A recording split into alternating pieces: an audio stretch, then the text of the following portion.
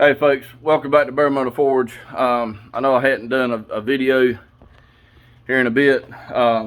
Finally got a laptop to where I could edit the videos and stuff like that, and doggone if my camera didn't break. So I'm still using my phone. Just bear with me, but today we're going to do a shop update. It ain't going to be much of one. I'll try to keep it short, but just a couple of things to go over. One of the things is, let's go over kind of like a little bit of a safety thing. And I'll show you what I'm talking about. I'll flip it around. When you order your bandsaw blades, either for your portable or for your big bandsaw, and this one I wound up acquiring this one, and I'll tell you about that in a minute. But when you get your bandsaw blades, keep these things right here. The pieces that come off of the blades, those right there work absolutely great for when you're doing your knives and doing your handles.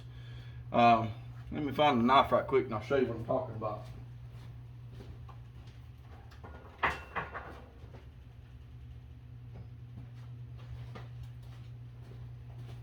So if you're working on your knives, I know this is a railroad spike knife, but if you're working on your knives and then you're working on the handle and you don't want to worry about getting your hand cut, take these pieces that come on your bandsaw blades,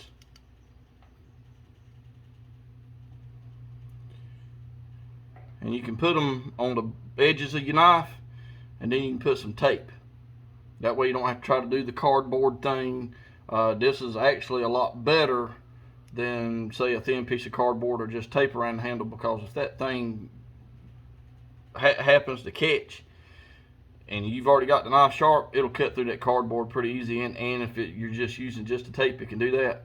This is a little bit easier and better, but that's all you got to do. Just cut you a few lengths of this, however long it is, cut you several of them.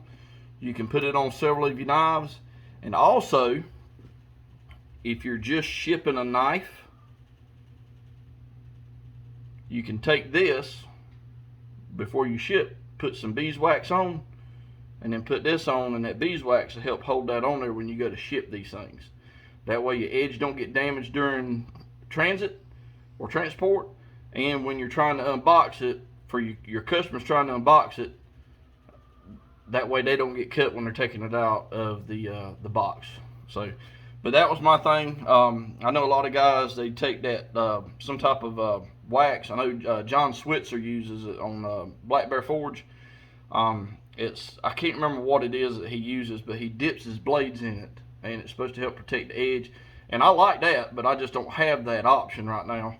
And for those of you that's just starting out, if you don't have that option to get that stuff, like I said, just use the stuff that comes off your bandsaw blades. Works really good for that. The second thing is thank you to Pastor Duncan. He was able to acquire the metal bandsaw that y'all just saw.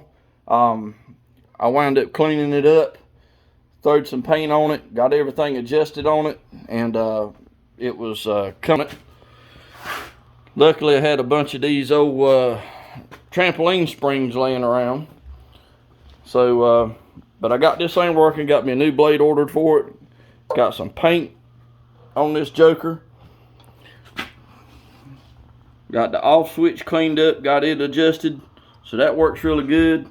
Got all my guards and rollers cleaned up, got everything cleaned up and some paint on it. One thing I did notice was with this thing, it's real heavy to move. Surprisingly, as small as it is, it's pretty heavy.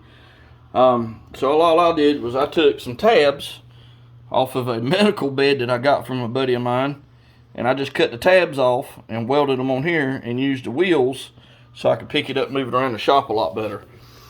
So that worked out really good. Thank you again, Duncan Edge. It worked out really great, and I appreciate that thing. It's God bless you, because it sure works out. It helps out a lot.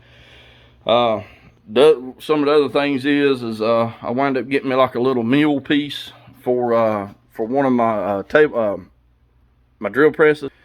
This is it. I know it's Japanese, but I tell you what, if you don't do a whole lot of milling and you're just doing a little bit of milling for some of your knife bolsters and hilts and stuff like that. That works really good. So, and I mean, I loved it. I do love it. It works really good for some of the small stuff.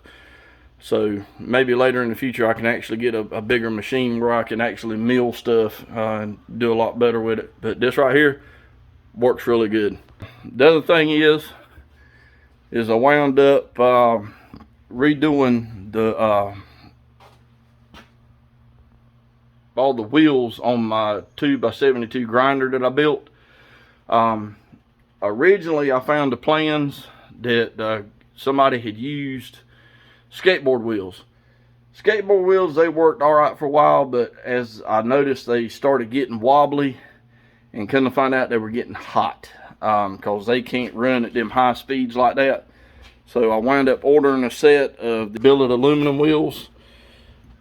Got that on there, got everything, and man, I tell you what, these things compared to them skateboard wheels, man, it absolutely runs like a dream now.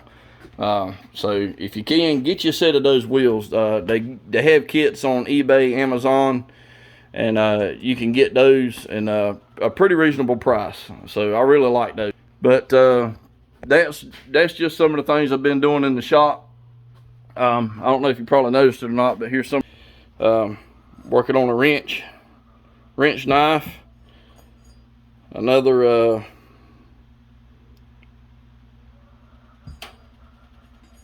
railroad spike knife, just something to piddle with. I'm also working on this, the Cherokee Gun Stock Club. Forged out some little rings for it the other day.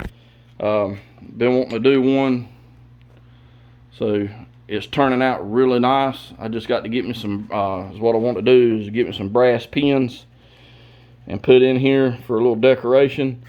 Got a buddy of mine that's gonna get me some leather, and then I'm gonna make a leather shoulder strap for it and get that decorated up. And but then, yeah, working on that and getting some more stuff done in the shop a little bit at a time, and you know, everything's working out pretty good. So but yeah, it's everything's coming along pretty good. Now if I can just get me another camera to where I can actually edit the videos and not have these long ones like I have put on there, but and I'd probably do a lot more videos too if I could get them edited and cut out a lot of that stuff you don't really need to see or want to see. But anyway, y'all hanging out in the shop, get out in the shop, try to do a little something, even if it's just making some twists or something. Get out there and practice.